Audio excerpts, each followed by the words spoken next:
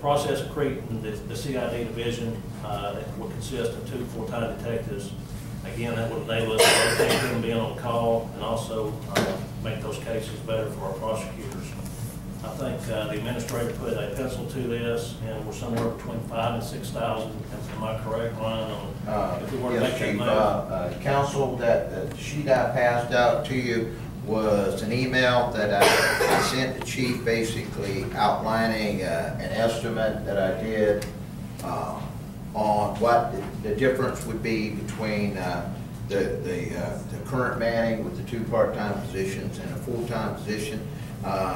And at the bottom of it, we're talking about a difference, estimated difference of $5,251.51, and that was just based on when we would hire and things like that. But it would also made some assumptions that we were talking a 40-hour week. Overtime wasn't considered. You're probably talking about another $500 there when you get into overtime. So we're talking between that 5251.61 and about 5751, and that takes in overtime, holidays, and all and everything. And that's assuming starting pay for the officer. Did we have a surplus in that personnel line item for not having a chief for several months that will cost? There is a it should be absorbed within the budget based upon that flexibility we have there.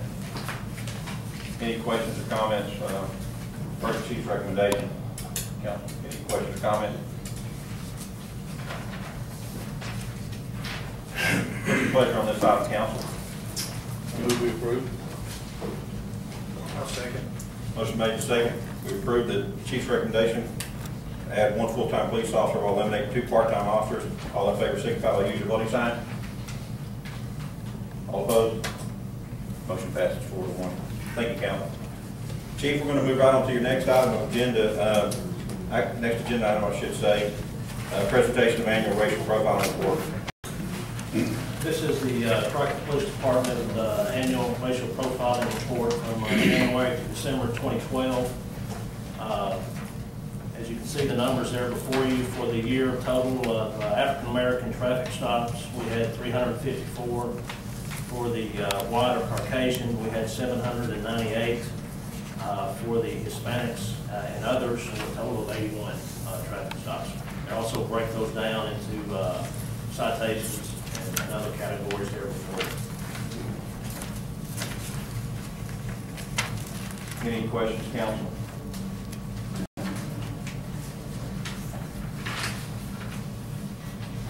Do we require a motion of approval on this?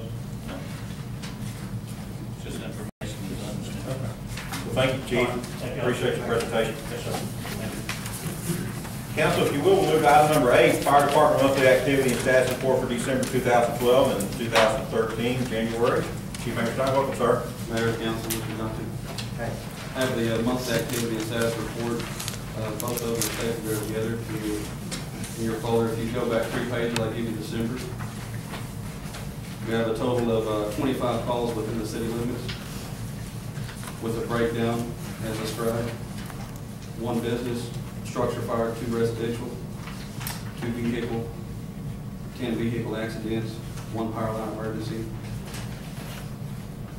2 gas leaks, 2 hazmat spills, and 2 EMS patient care assists, 2 false alarm businesses, and 1 fire and smoke investigation.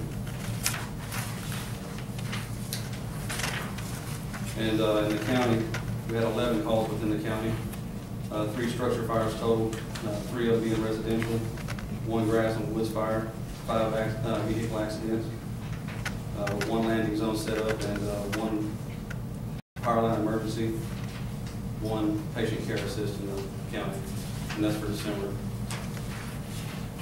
Total estimated man hours in December is 419. With the manpower still standing at 23, both paid and volunteer. If there's no questions on that, I'll move to January.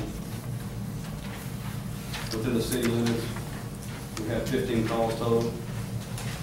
one being a trash fire, 3 vehicle accidents, 1 power line emergency, 3 gas leaks, natural gas leaks, 4 patient care assists, and 2 lift assists, 1 false alarm business. In the county, had 2 structure fires, 2 being residential, 1 vehicle fire, 2 grass fires, 5 vehicle accidents. That's a total of the cost within the county for January. Total cost 25, with an estimated man hours at 140. Is there any questions related to? Any questions for the fire chief regarding his report from December, January?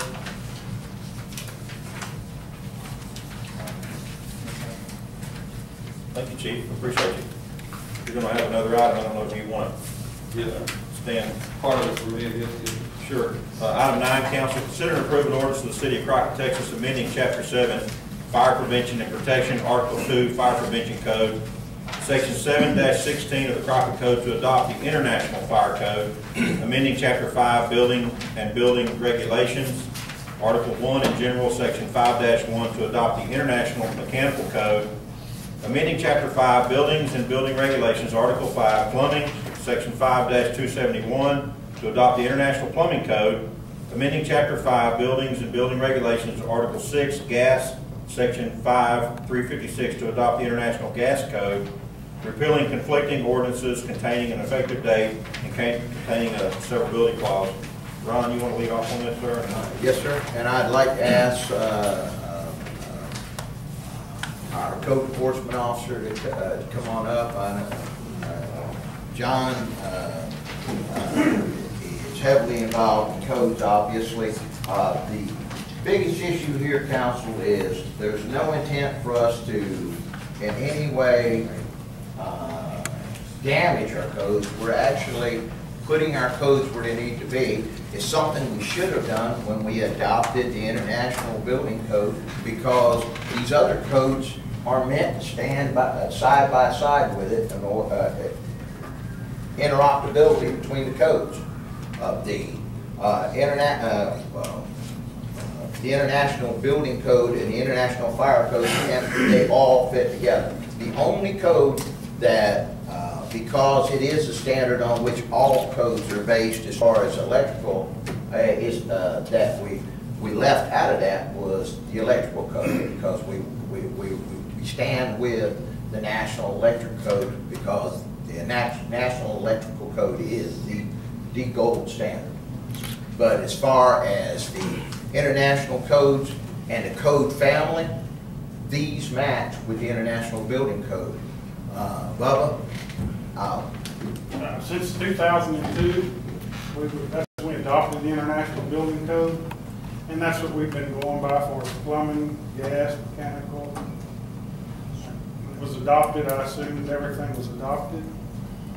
We've got the code books for it, and that's what we've been doing since 2002. There's really very little change in what we had before with the Southern Building Code. There's a big difference in the uniform code. We were under the Southern, so there was very little change. Well, you know, after this nightclub fire down there in, was it Brazil recently, it was just brought to our attention, you know, very importantly, that we need to address this and make sure that we're using the International Fire Code so that all of our buildings where the public uses are up to the proper code. Council, any questions for Mr. Erickson, Chief Einstein? I got one. Going from our existing code we have in place now, how long has that one been in place? The Southern Building Code, I don't know when they adopted that, Chris. That was way before my time.